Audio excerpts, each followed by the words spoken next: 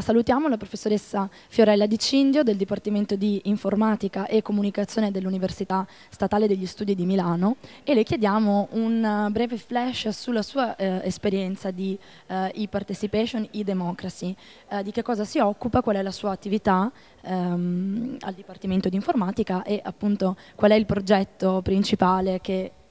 di cui si sta occupando. Dunque, io ho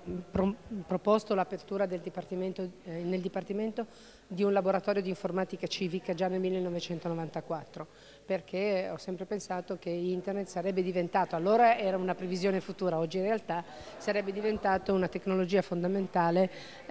anche per la dimensione pubblica civica, quindi per favorire la comunicazione tra tutti i vari soggetti di una realtà cittadina. Amministrazioni pubbliche, anche imprese e cittadini anzitutto. Da allora abbiamo sviluppato il primo progetto, fu quello della Rete Civica di Milano e da quello ne sono nati molti altri, in particolare dagli anni intorno al 2004 stiamo anche sviluppando un software apposta, concepito, disegnato apposta per dare supporto alla partecipazione sia dei cittadini che delle pubbliche amministrazioni che vogliono coinvolgere i cittadini in processi decisionali partecipativi. Lo abbiamo sperimentato in 10 comuni della regione Lombardia, sfortunatamente non nel comune di Milano, dove però comunque abbiamo dei siti di partecipazione più gestiti direttamente dai cittadini.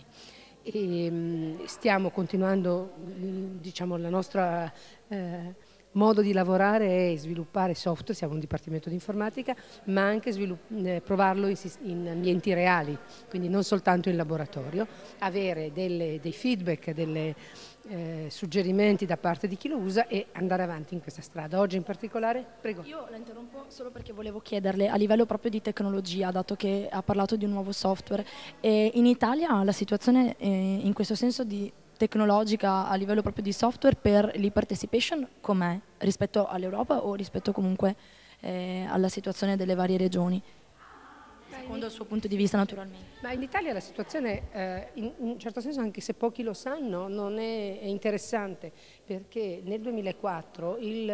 ministro Stanca, allora ministro per l'innovazione, che veniva da una cultura IBM, ha accettato di dare spazio nell'ambito del piano di government a un finanziamento per progetti di cittadinanza digitale. E anche se probabilmente nessuno di quei progetti in quanto tale ha avuto un clamoroso successo, però ha seminato una cultura della partecipazione. Per esempio qua in Regione Veneto il Consiglio regionale del Veneto aveva proposto un progetto e il convegno di oggi è l'onda lunga di quello, il nostro lavoro è l'onda lunga di un progetto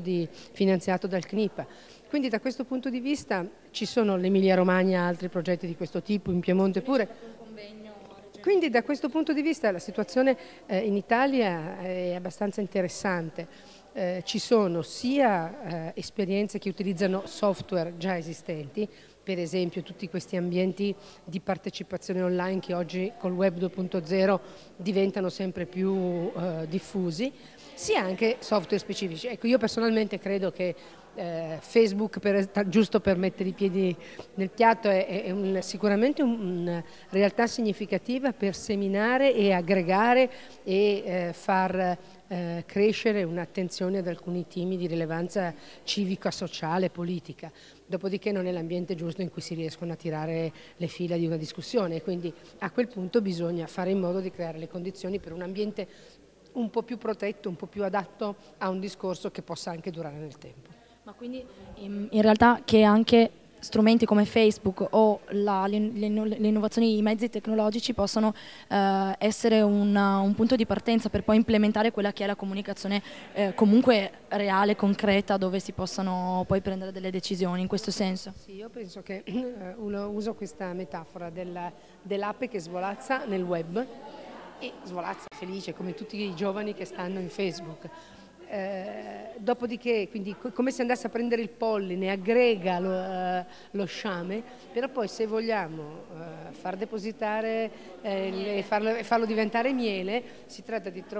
costruire un alveare in cui ci siano le condizioni di discussione molto più civile, documentata, razionale, corretta, quindi con tutte quelle condizioni di responsabilità reciproca che sono necessarie per, se si vuole mettere insieme cittadini e amministratori pubblici e prendere pezzetti di decisione insieme. Professoressa, vorrei concludere con un'ultima riflessione più nello specifico sulla demotopia, su proprio il tema del convegno di oggi o comunque sull'e-democracy, sull'utilizzo delle nuove tecnologie per la partecipazione veramente finalizzate alla democrazia. Cioè, secondo lei questo è veramente utile, diventa veramente un mezzo, uno strumento per combattere la disaffezione soprattutto giovanile alla vita istituzionale, alla vita civica delle pubbliche amministrazioni? Io nel convegno ho detto che non c'è partecipazione senza e-participation, cioè secondo me oggi non si può pensare di far crescere il livello di partecipazione alla vita pubblica se non utilizzando anche questi strumenti, in particolare ovviamente per i giovani, che di andare a votare una volta ogni 5 anni non lo trovano giustamente una particolare realizzazione di un principio di cittadinanza e che invece potrebbero usare la loro familiarità con questi strumenti per fare appunto le api che svolazzano in web e poi però aiutano a costruire alla creazione del miele, esattamente.